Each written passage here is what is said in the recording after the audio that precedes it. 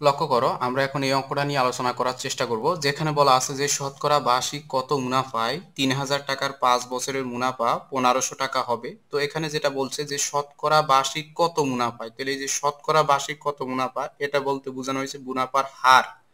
অর্থাৎ তোমাকে মুনাফার হার বের করতে বলছে, যেখানে বলছে যে ৩,০০০ টাকার ৫ বছরের, ৩,০০০ টাকার ৫ বছর, অর্থাৎ এই ৩,০০০ টাকা হচ্ছে তার আসল বা মূলধন। ঠিক আছে, ৫ বছরের, তার মানে সময় দেওয়া আছে ৫ বছর এবং মুনাফা হচ্ছে দেওয়া আছে ১৫০০ টাকা।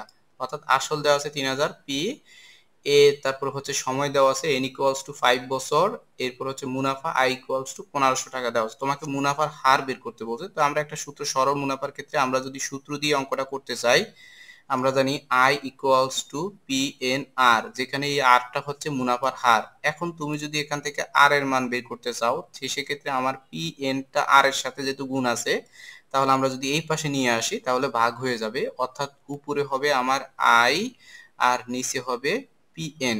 এখন জাস্ট কি করতে হবে, আমাদেরকে এই মানটা বসিয়ে দিতে হবে। দেখো, আয়ের মান ছিল হচ্ছে ১৫০০, পি এর মান ছিল হচ্ছে ৩,০০০ এবং আমার সময় দেওয়া আছে, এন এর মান দেওয়া আছে ৫ বছর। এখন এই অঙ্কটাকে আমরা যদি ক্যালকুলেশন করি, তাহলে হচ্ছে আমার আসবে ০.১, ০.১ আসবে। এই সেই ০.১ কে তুমি পার্সেন্টে প্রকাশ করার জন্য ১০০ দিয়ে গুণ করবে, অর্থাৎ তখন আমার চলে আসবে ১০%। ঠিক আছে, যেহেতু আমার শতকরা বার্ষিক বলছে, শতকরা বার্ষিক, তার মানে হচ্ছে এটা আর এর মানটা তোমাকে পার্সেন্টে প্রকাশ করতে হবে। তো পার্সেন্টে প্রকাশ করার জন্য আমরা কি করব, এটাকে ক্যালকুলেশন করব। এটাকে যদি ক্যালকুলেশন করি আমার রেজাল্ট আসবে ০.১।